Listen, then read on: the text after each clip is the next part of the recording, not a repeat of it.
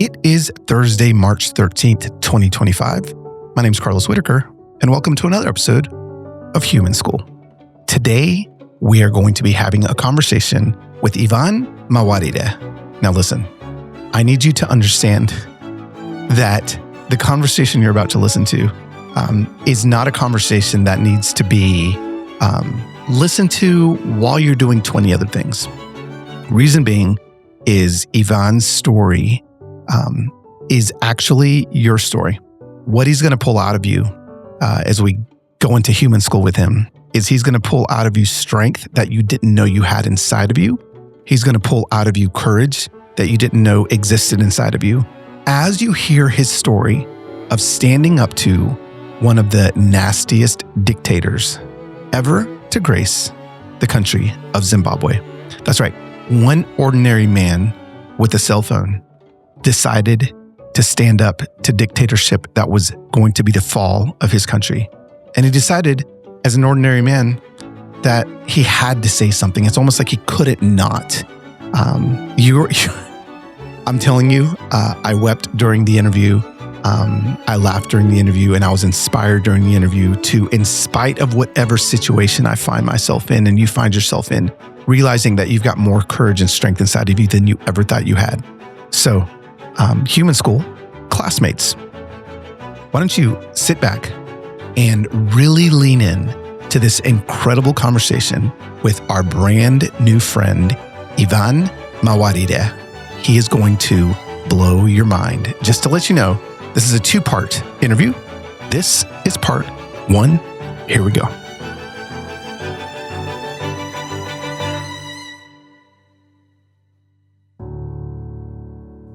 Okay, Evan, if you could do us a favor and take us back to the moment where you decided to drape yourself in the flag and record that video, and I think that was back in 2016. You know, inside of you, there had to have been something that was breaking. So you're looking at the idea of hitting record. What gave you the courage to press record that day? You know, Carlos, Zimbabwe had been through a lot up until that time already. Yes. And if anyone who's ever lived there or who knows anything about it, you will know about what we went through in 2008 with the economy, but even prior to that. But that particular moment for me was kind of in a culmination. There were a number of things at play. The most important and the one that pushed me over the edge in hitting record, were my daughters. Yeah. Me thinking that my children will have to grow up in this nation, or at least being identified as being from this nation, and needing answers. What will I tell them when they'd ask me one day, Dad, where were you? What did you do anything about what was happening in Zimbabwe during that time? Or why didn't someone say something? Yes. I wanted to be able to say to my daughters, we may not have succeeded, but we showed up. You know, we did something. Yeah. Because I guess you didn't know at that point what success would look like, right? No, absolutely not. I mean, it's not even it's not even that we didn't know what success would look like. We were not trained for what we were doing. Right. I was a pastor for a church, a small church for that matter. I'd never been involved in any form of politics, in any form of, kind of civic society, or in any form of campaigning or protesting. Mm-hmm. My job was to get up every Sunday and speak to a group of people that had become family and do life together. Yeah, yeah. So there was no sense of what we were navigating. This was completely new to us. Yeah, yeah. Can you paint a picture as to just what was the storyline in Zimbabwe? What was happening that maybe an American listener would have no idea what was happening in 2016? Tell us what was going on that even caused this to rise up inside of you. So in 2016, Zimbabwe was going through I'm tempted to say a second round of economic collapse, but it was more than that. It was probably a fourth or fifth round of economic collapse, and these are kind of spaced 7 to 8 years apart. And to give you an idea of what it was like in 2008, which was 8 years before I began to speak up, inflation in Zimbabwe was measured at 236 million%. Okay, what? Okay. And you know what? It's, a lot of people find it difficult to wrap their heads around it. Yeah, I don't even understand what that means. Let me show you what that looked like. The largest banknote in Zimbabwe during that time was this. This is a $100 trillion note. Oh, all right. My gosh. $100 trillion. And to further help you understand this, at the height of inflation, this $100 trillion note, Carlos, was enough to buy you 2 loaves of bread. But it gets worse. I remember a particular day waiting to buy bread because in a super hyperinflationary environment, goods and products go scarce. You can't find anything because everybody is buying things up to try and store the value of their money. Yes. And so I'm waiting in a line to buy bread. Bread has suddenly become available at a particular bakery. They're selling by the batch. And I'm in this line to buy bread. And this line is wrapping around the block. And I'm 2 hours away from my purchase time. Yeah. When I finally get there, I'm holding my $100 trillion note. It's enough to buy me 2 loaves of bread when I join the line. When it's time for me to buy bread, it's now only enough for me to buy half a loaf of bread. I remember that like it was yesterday. Wow. My parents were retired, and in a space of 7 days, the government banned any withdrawals from the bank. My parents went from having almost $80,000 worth of savings in the bank, which is a lot of money to retire on in Zimbabwe. In 7 days, they went from having $80,000 worth of savings to having 25 cents worth of savings.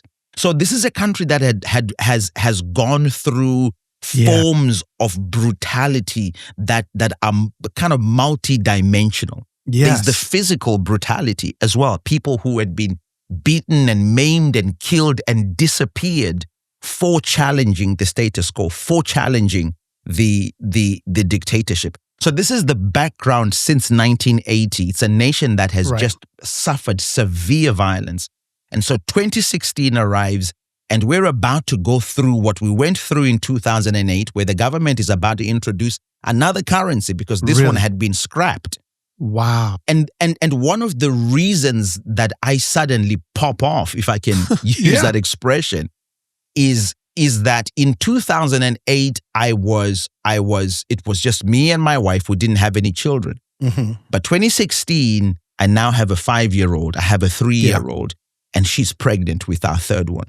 So things are different now because I've got mouths to feed, and I can now see the effect of what has been happening in our country over the years. Wow. So again, the fact that you just held that up and you said that is what 100 trillion? Is that what you said? 100 trillion. That's it. 100 trillion. This is like 14 zeros. Yeah. It 14 just zeros. Is, yeah, no, I think that lays the groundwork, I think, really well for that moment and for whatever was building inside of you to need to hit record, not even want, but need, I think in that moment. Before, I think maybe even like laying the groundwork a little bit, before you became, the face of this movement, who were you? Like paint us a picture of Evan, the pastor, the father, the ordinary man. What did you like to do? And like paint us a picture of Evan, the ordinary man, before you hit record. Well, I think that's kind of like the person that I continue to try to hold on to, this ordinary guy who is a father for his children, who is a husband, and who is excited about being able to provide, who's excited at the end of the day when he has been able to make it happen for his children, to make sure that their school fees are paid, to make sure that I've brought some food home. And, apart from the small church that we looked after, that we planted, my part of my kind of interests, my hobbies, my brother and I, used to have a little car shop where we used to fix our own little cars. Yes. Even the cars that we used. And my wife and I, our vehicles that I bought that were accident damaged, and we repaired them. and we put them back on the road. That's the kind of family, that's the kind of person that I was. Yeah. Somebody who learned to figure things out, like put it together and make it work. Yeah. So that was it. I mean, in terms of our small church, some of the exciting things that we did was to look after the orphanage down the road from our church. That was one of the projects I loved deeply. I remember there was an old lady that had started this orphanage, and she had about 25 kids. And every single week, our church would put together groceries and take them down to the church. Okay. We used to go down to the local hospitals. This project that I really loved, Carlos, which is what we call the baby care pack project. And what we did is we found hospitals where there were mothers that gave birth, but they had nothing to start off their walk with their children with. I remember walking into one hospital, and there was a mom who was there, and she was topless, holding her little baby as she sat up in bed. And I remember when I walked in with one of the nurses and saw her, I almost walked out because I thought I walked into a moment where she was still dressing herself up.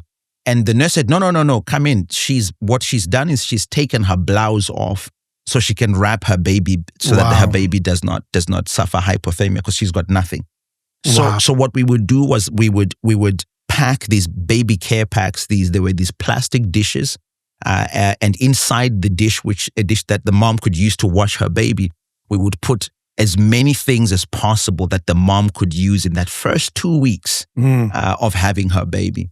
And so those for me are the kinds of things that I often did. We used to go into the rural areas and award what we called our own scholarships, and we would pay school fees for high school students from our own salaries, by the way. Wow. Because those are the things that make a difference. Yeah. So that's the kind of everyday person that I was, and want to believe I still am, who just sees a need, and without having to sit down and put together a strategy and a log frame and then go look for funding and then make sure that we're paid as well as part of the funding. No, we see the need. Let's make it happen. What can we do today? What can we do now? And so I love doing that, and that's what made up my everyday life and my everyday work. I love it. No, that's so good. So so we see this picture of who you were before with your church, and you're ministering to the orphan and the widow and the your community, preaching the gospel. Tell us. We've talked a few times about, or mentioned a few times about you hitting record on this video. Tell us what exactly was on this video that ended up going viral. This first video is a 4-minute and 11-second video, and it's unscripted. A lot of people have watched it and they've said to me, "Did you have a script?" No, it was a moment in which I was, if you can call it, being in a zone, or being kind of like in a stream of some sort, know. And so in this video, I grabbed the Zimbabwe flag, which happened to be in my office, and I began to talk about the idea of Zimbabwe. And I began to talk about what does this flag mean for Zimbabweans, right? When the flag was introduced in 1980, when Zimbabwe got independence from colonial rule, the colors on that flag meant something. They told us, and they used to teach this to us when I was in primary school. And suddenly that kind of teaching came back. I was like, wait, do you remember they taught us this about this flag, and about how that tells the story of being Zimbabwean? And so I go into saying, do you realize that what this flag promises us is not the life we live today? Do you realize that there is a distance between the promise and reality? But more than that, do you realize that without you and me standing up to defend that promise, there is no promise? And so for every problem that we have in Zimbabwe, it's going to take you and I to be present. We have no right to complain about things we are not willing to confront. That's the crux of what that video was. It was about saying we have to show up in some way or form. You and I are going to have to figure out what we're going to do in this moment. That's what that whole video was about. And you shot that where? Where did you see that? I was in my church office. Okay. And actually, if you look at the video, you will see that I'm crouching down to try and fit into the frame. Okay. And that's because I'd propped my phone up against my Bible on my desk. I didn't have a stand or anything. No, I just put it up against my old, and I actually have my old Bible. It's such a treasure to me, that Bible. I call it my war Bible. Yeah, your war Bible. My war Bible. I've had it for years and it's tattered and torn. Yeah. But I propped it up against my Bible. I was in my church office before I left to go home. And in fact, Carlos, on that particular day, what added to kind of like the passion and this passionate plea and call to action was the fact that it was a day in which I had actually failed to put together some money that my children needed for their school. Really? And I was failing to understand why. Why am I failing to do this when I am fairly educated, I'm fairly capable, I'm fairly connected, and I'm failing to, why am I in this situation? Yes. And that's part of what I talk about in the video. And I say in that video that, as Zimbabweans, we travel around the world sometimes, and when people see us and they see our passports, they ask, "Are you from Zimbabwe?" But they will be laughing at us. And that's what I say. I say to the citizens, we have become the laughing stock of this continent. Wow. And it's not right. Wow. Wow. Did you know that the liver is the second largest organ in the body? That's right, second largest. That's pretty big. It's responsible for over 500 functions in your body, but for some reason, the liver just gets no respect, like Rodney Dangerfield's like, can I get some respect? Over 30% of Americans have a sluggish liver. Did you know that's a problem? It's a problem that often goes undetected until the very last minute. That's why Dose is on a mission to educate us all on why it's so important to maintain your liver health, and has created an incredible product to do just that. Listen, if you're looking for a natural way to promote and maintain your liver health, I found a clinically supported, potent, and effective solution, and I can't wait to share it with you. It is Dose for Your Liver, formulated to cleanse your liver of unwanted elements, aid in digestion, and maintain your body's filter. Why in the world would this matter? Because your liver is the second largest organ of your body, and again, responsible for over 500 functions. Dose's science-backed formula promotes liver function, aids in digestion, and it even eases bloating. This is what you got to do. Save 30% off your first month of subscription by going to dosedaily.co/Carlos or entering Carlos at checkout. That's DOSEDAILY.co/Carlos for 30% off your first month subscription. Right now, all of my merch is being hosted on a Shopify site, and I love Shopify because not only does it make it so easy for me to sell what I need to sell and what I want to sell, but also it lets me know all the data, and I feel so good about what Shopify is doing for my products. Right now, I'm selling my documentary on my Shopify site, and I see that the checkout is going so well. Like, I can see when people come in, when people are in my store, when people leave, if they leave without a product. It is so freaking cool. Nobody does selling better than Shopify. Literally, nobody does it better. Home of the #1 checkout on the planet, and I can attest to it because I see it working. And the not-so-secret secret with Shop Pay that boosts conversions up to 50%, meaning way less carts going abandoned and way more sales going on. So if you're into growing your business, your commerce platform better be ready to sell whatever your customers are scrolling on the web, in your store, in their feed, and everywhere in between. That's right, Shopify works in all of those places. Businesses that sell more sell on Shopify. Upgrade your business and get the same checkout that I use. Sign up for your $1 per month trial period at shopify.com/Carlos, all lowercase. Go to shopify.com/Carlos to upgrade your selling today. Shopify.com/Carlos.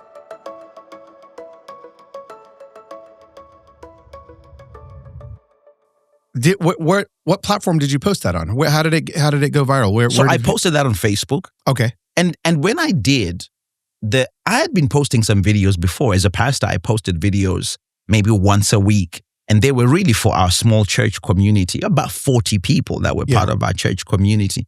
And so for me, part of the idea was that's where this would go. It would feed your flock. Exactly. Yeah. I think a big part of it, Carlos, was with my congregation. I didn't want to be this person who has it all figured out. I wanted my congregation to know that I am just like them. I put on my trousers the same way they do. My family has to pay bills just like they do. That we're real people. And so them seeing my frustration in that video was an important part of me being somebody who does life together with them. Yes. I don't live somewhere up in the clouds. I live right down here. We are doing this together. When did you realize that this video that you posted, hopefully to encourage your 40 people that are in your church, had gone way past the 40 people that are in your church? I think it was almost immediately. I mean, it didn't take more than 6 or 7 hours, and I'll tell you why. Is I posted this video at about I think it might have been about midnight, but I had recorded it at about 7 p.m. Okay, and between recording it and posting it was this kind of decision making process. Should I not? Should I not? Because I kind of had an idea that, okay, if this could get me in trouble, but maybe it won't. But maybe they will. Maybe no one will select. No one knows who I am. Nobody cares. Nobody cares who I am, right? And so it goes up at about midnight, and it's one of my church members who calls me up on the phone in the morning as I'm doing the school run and says, "Pastor E, are you okay?" And I'm like, "What's up?" And he says, "I've just seen your video." And I'm like, "Oh yeah, I posted a video yesterday." And this guy was like, "Dude, it's gone completely wild. You need to check it out." No way. And so I go to Facebook and I was just like shocked. I think at that time it probably had about 150,000 views or something. Wow. And that was way bigger than the 35, 40 views I used to get for my videos, right? Yeah. And so that's when I realized that, okay, this has completely burst through any form of being contained that I thought it would be. And then of course after that it then just grew and grew and grew. And that was along with other videos and other material that I began to do. Yes. So when you posted that, and I think you initially said a few minutes ago that you thought, no one knows me. This isn't going to get me in trouble. Like when you say get me in trouble, again, coming from an American mindset, not knowing the history of Zimbabwe, not knowing the political situation that was there, what sort of trouble could a video like that cause for somebody like you? Let me give you an example. Yeah. Exactly 1 year before I posted my video, okay, a freelance journalist in Zimbabwe went and hosted a one-man protest by himself. He stood in the town square in the capital city of Harare with a banner that said, "Failed Robert Mugabe must step down." He was the president at the time. He was the president, okay. Yeah. And this young journalist bravely by himself, nobody joined him, he was by himself, did this one-man protest, finished that, and then went home. Okay. And on his way home, stopped by the barbershop to get a haircut. He was picked up by unknown men from that barbershop, bundled into a car, and they drove off to nowhere. That is March 2015. Up to today, his name is Incited Zamara. Nobody has heard from him or seen him again, and he's left his wife and his 2 children. In fact, just a few days ago, it was the 10th anniversary of the disappearance of Incited Zamara. So this is the level of trouble or the level of danger that you could get into. Let me give you another example. Yes. In 2008, Robert Mugabe lost the election and he refused to step down. Simply just refused, just said, "I've lost the election, I'm not leaving." And then here's what he did. He went into the areas that voted against him and gave them a choice of punishment, what they called short sleeve, long sleeve. And short sleeve, long sleeve is where you choose whether your limb, your arm is chopped off at the wrist or at the elbow. No way. And that would be a reminder of how you should vote in the next election. With your remaining arm, you should vote correctly in the following election. And those that see you without a limb, if they survive that punishment, they also get the message and remember what to do. So this is the level of brutality, or the level of how the government would respond, or at least how the dictatorship would respond if you challenged them, if you spoke up against them. And so this is what I was now going to be facing. Yeah. And so you wake up, you're told you need to go look at the video. It's been seen 150,000 times. Oh yeah. At that moment, then what is going through Evan's mind? Like in that moment, are you like, okay, I have to start preparing. I have to what are you thinking in that moment? Oh, at that moment, Carlos, it's not even like I have to start preparing. At that moment, I am so afraid. And the first thing that I want to do is to get out of it. The first thing I'm trying to do is a very quick PR campaign to try and clean this mess out. Like I need to be able to tell people or tell the government by doing another set of videos and tell them what I was not saying. Like I was not challenging you. I wasn't saying you must be removed from power. I wasn't blaming you. I tried. That was the idea, was you better quickly, get yourself in a place where you are not being understood in the way that could get you in trouble. Yeah. But here's what was not helping, but was helping in the long run. What was not helping was the comments that people were writing underneath this video. Because once it's out there, it's no longer your property. Right.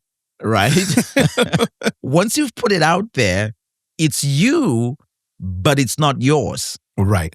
And so the comments people are writing are, my gosh, this is amazing what this guy is talking about. This is what we need to change this country. This is a revolution. We must get behind this guy. And I'm thinking, no. It's not a revolution. Stop it. Right. But every time that I had a friend of mine who tried to help me to kind of do a few more videos to try and explain what I was not saying. Maybe, right? Yes, yeah. But here's the thing. The 2 successive videos I did after that, trying to explain what I was not saying, went even more viral than the first one. Really? Yes.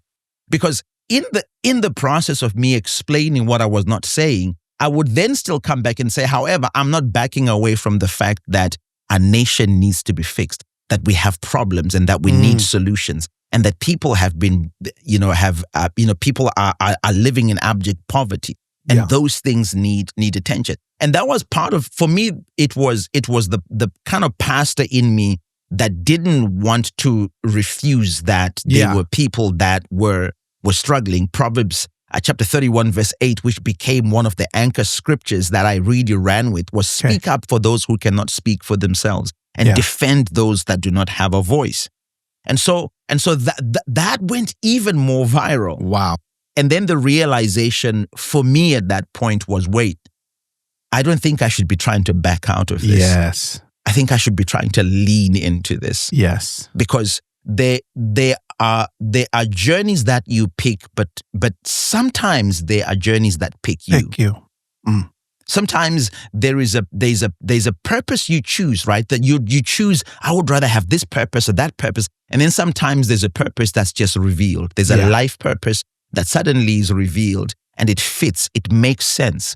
And so for me, that was that moment of realizing that although this could get me in trouble, which it did later, I realize that there is an alignment with the things I care about the most. And one of the reasons I did that first video and spoke the way I spoke is because there was a care and concern on the inside of me about these things. And until I spoke it out, I was not going to find rest myself. Wow.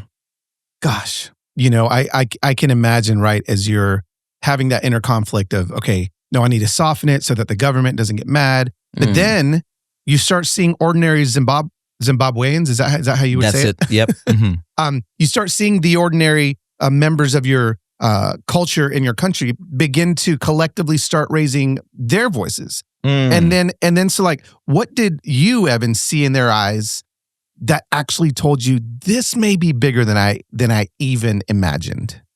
Carlos, that is such a good question, because I know the answer to that question. Yeah. Right. And what I love about it is that you didn't set me up with these questions. No. So I love it because you're You're asking me things that I saw and things that became valuable to me. Yes. They became the reason I walked this journey. Yes. You have to forgive me. Yeah, no. They became the reason I walked this journey. Yeah. But I saw people begin very slowly, though. Mm-hmm. Very slowly. I saw people begin to come out of the shadows of fear. I saw people begin to almost find a sense of confidence to at least say something that they have always wanted to say. Yes. Right? Here's the thing. People, when people are oppressed, they may be forced to be silent. It doesn't mean they have nothing to say. Right. It doesn't mean that they're not yearning to speak. There is a moment in the day that when an oppressed person finally gets the chance to speak, yes, it sets them free and it sets other people free. And so that's what begins to happen on this journey. I start to see people that would start off their comments on Facebook by saying, I've never said anything political, but I've never, been one to get involved in speaking against the government, but I've never been, all I've ever done is vote quietly, but today. And for me, it was that moment of but, that moment of, I've never done this, but now. Yeah. I've never done this, but now.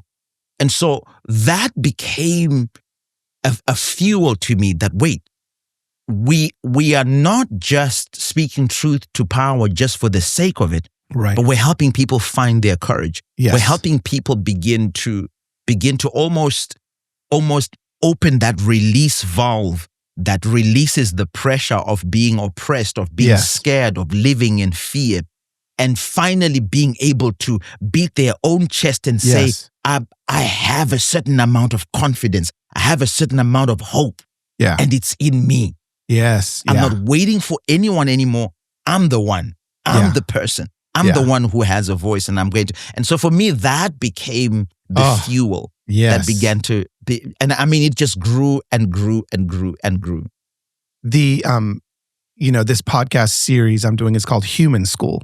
And it's really, this is such a perfect story that aligns with it. You as a human feel this calling that you accidentally stumbled upon, but then you see the connectedness in other humans that you don't even know, finding life in resistance and finding life in raising their voice and finding life. And then, you're right. I mean, that's literally what I feel like we should all be trying to do is empower other people to be able to step into a space maybe that they never thought they had the strength to step into. Oh yes. And this for me was that learning as well. That it was over. The whole process was kind of 3.5 years. It was school for me to learn that people sometimes are only just looking for a model. If they can see a model of something, they can then find it in themselves to say, I can be that and more. I can be that and more. And I remember as we then were building the series of campaigns that became a citizens movement, which was not the intention, by the way. It was not the intention. It became it. We accepted it as it grew to become what it became. But in that process, I remember one of the things that one of the phrases we had was, if we cannot cause the politician to change, then we must inspire the citizens to be bold. Wow. And the idea with that, Carlos, was that we realized that shouting at politicians is not going to bring us change. Yeah. It's important. It must be done. But our real work, which hadn't been done for years, was inspiring citizens. Wow. That's where we could cover ground. Wow. That's where we could build something. Yeah. If we can inspire people to be bold, inspire more and more people to be bold than they were before, then our job is done. Wow. Wow.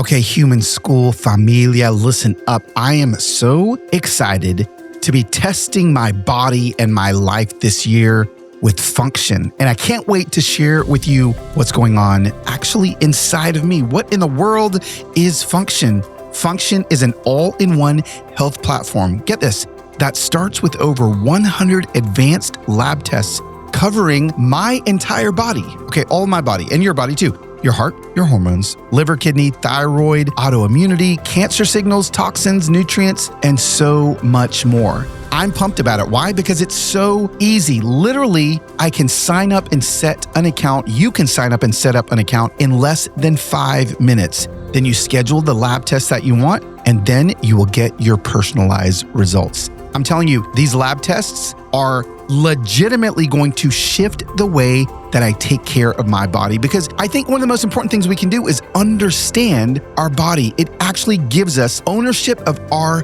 health, okay? Function Health, it's about taking control of your health through data instead of doing what I've done my entire 51 years of life, which is guessing what's happening inside of my body, right? And then also, what I love is that the first set of test results, it helps me establish like a baseline for my health. Then I can take that baseline and I can see when I improve. I can see when I go down. It is so helpful. So that's what I love about Function, is that it gives me a baseline and also it gives me ownership of my health. Some of the tests that I'm super pumped about are tests that are going to help me master my stress, right? So that's like testing our cortisol, DHEAS, measuring those things to evaluate how my body, especially in this season, is responding to stress. All right, so listen, this is what you can do. Function currently has a wait list, but they are offering my audience the chance to skip it. That's right. You can skip the wait list. Head to functionhealth.com/CarlosW or enter code CarlosW when signing up to skip the wait list. That's right. Please head to functionhealth.com/CarlosW to skip the wait list. If there's one thing I know about the Carlos Whitaker podcast listeners, it's that most of you have some sort of child in your home, whether it be a baby, to an adolescent, to a preteen, to a teenager. Most of you got these kids or grandkids in your home, and I've got something that can help them stay healthy. It is Haya. What in the world is Haya? Haya is a chewable kids vitamin. When I say kids, I mean kids from 0 to 18.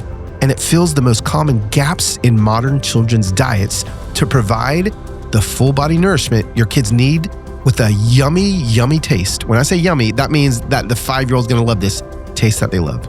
Formulated with the help of pediatricians and nutritional experts, Haya is pressed with a blend of 12 organic fruits and veggies, and then supercharged with 15 essential vitamins and minerals, including vitamin D, B12, C, zinc, folate, and many others. So listen, every single batch is third-party tested for heavy metals and all kinds of stuff that we don't want in our vitamins. I love that Haya actually ships you these vitamins so you don't have to go to the store. If you forget about it, you don't run out of them and your routine continues on. So this is what I want you to listen to. This is super important. I know that our kids, sometimes they don't love their greens. Well, guess what? Haya now has Kids Daily Greens plus Superfoods, a chocolate-flavored greens powder designed specifically for kids. It's packed with 55 whole food ingredients to support brain power, development, and digestion. All you gotta do is scoop it up, shake it, and sip it with milk or any non-dairy beverage for a delicious and nutritious boost your kids are actually going to love. We've worked out a special deal with Haya for their best-selling children's vitamins. Receive 50% off your first order. To claim this deal, you gotta go to hayahealth.com/humanhope. This deal is not available on their regular website.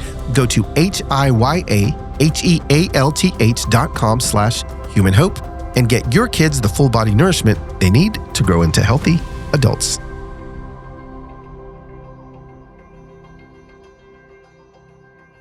I'm so freaking fired up. I'm ready to go start a revolution. And for some reason, like that needs to happen here in America. I hear this and I think to myself, okay, people are listening to the conversation right now and they're inspired and they're excited.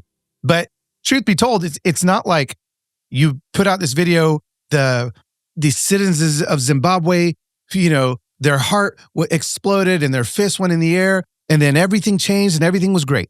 Tell us, take us into the next part of this journey where you actually find yourself facing consequences for stepping into your calling. But teaching, or should I say modeling courage in the face of brutality is a process.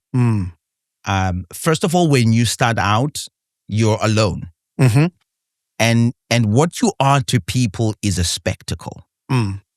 You are what people watch, and they are shocked, and they are concerned. And for the most part, what you hear is that people are waiting for the moment in which you get taken down. In fact, people almost speak almost in a prophetic way. They're like, he's not gonna last long. Yeah. Any day now, any day, Yeah. he's gonna disappear. Right. And so there's a process. And this is the process that we begin to walk when that first video goes out, and then the second and third and fourth couple of videos go out. And then a few of my close friends come to me and say, dude, we think there's something happening here. And we would like to be around you to kind of build this thing with you, day by day. And so what we begin to do is we begin to break down the issues of the day from being these kind of high level political or policy issues to being bread and butter issues, to being the basic issues. How does a person who just wants to do life, how do they understand the challenges that we are going through? And so we package all of that into little campaigns. Okay. And here's what we do, Carlos, which was really, really, fun for me to do, but also very much empowering, is that our campaigns that we started off were campaigns that we made sure had a very low level of entry in terms of fear. That somebody who was very afraid would find it very easy to participate in a campaign. In other words, you're not showing up on the street somewhere. You're not having to say anything to anyone. You are just carrying your flag with you. So we had a carry your flag campaign. Just carry your flag with you, either tie it on your hand or tie it on your bag or somewhere on your car as you go around wherever you're going, and let that be a sign that enough is enough in our nation. You don't have to say anything to anyone, right? And so we had people do that. And then we walked through another campaign where we did the selfies. And I said, wherever you are in the world, grab a Zimbabwe flag, take a selfie with you. Smile if you want to, whatever you want to do, and post that. You don't have to say anything, just you and the flag, and post it. Hundreds of thousands of people did that. And so these little campaigns begin to grow. But then we finally get to a place where we realize that it's not enough to just do that, right? There has to be a show of power from the citizens to the government that, listen, we really want things to change. Right. I remember this day like it was yesterday. It was the 4th of July in 2016 where it started. The first video had gone out in April of 2016. So it's a couple of months now that we've been going, just kind of figuring out how do we reach people? How do we teach people courage and to stand up? And before you continue this, had anyone at this point, it's 2 months in, had you heard from the government at this point? Has anyone reached out to you at this point? Like, hey, what are you doing? Well, not directly, no. We've had a couple of threats come through, but there hasn't been direct, a direct contact, which was also worrying for a lot of citizens who kind of wondered, how come this guy is carrying on with no consequences? Right. How come he's just doing stuff and nothing is happening? It's almost as if people were used to the fact that validation comes when brutality bears down on you. Yeah. Right. And so finally we then say, hey, we're gonna call a protest. Okay. But this protest is not a protest of getting on the street, because in Zimbabwe, for you to protest the government, you have to have permission from the government to protest the government, which is pretty weird. Stupid. Obviously, if you think about it very carefully, it's just they're never going to say yes, and the government has never said yes in Zimbabwe for anyone to protest them. Yeah, but what we do is we turn that on its head and we say, why don't we call for a boycott? Okay. Now, we don't know how many people are listening to us and how many people will agree to do this, but we have come to a point where for the last 3 months, almost 4 months, we've been putting together campaigns talking about what's wrong in Zimbabwe. Yeah. And we are now just looking like we're just a social media thing that is not it's not going anywhere. And so I said to my friends, these two friends of mine that I was with in my small church office, they used to come and just give me a few hours a day to think and strategize. Okay. And I said, how about if we shut the country down? And I remember there was a silence in my office where people thought, oh my gosh, I think this guy has lost his mind. And I said, no. How about we bring the whole thing to a complete stop? Here's what we do. We ask people not to go to work, not to take their kids to school, not to go to the supermarket, not to go to the bank, not to go on the street. Stay at home. And not only do we stay at home, I believe in prayer. They stay at home, they pray as well for their nation.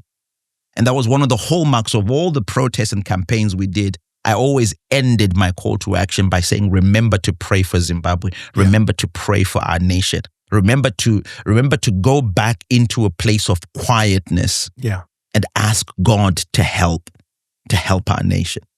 And so on the 4th of July, I'm sitting in my old beat up Nissan pickup truck, one which I had built with my own two hands from scratch. And it's a diesel smoke belching thing, but I loved it to bits and pieces. You know, it was red. My daughters used to call it the red fire truck. The red fire truck. Oh, yeah. I mean, the red because it looked like it was on fire when it was driving past with the black smoke coming out of it.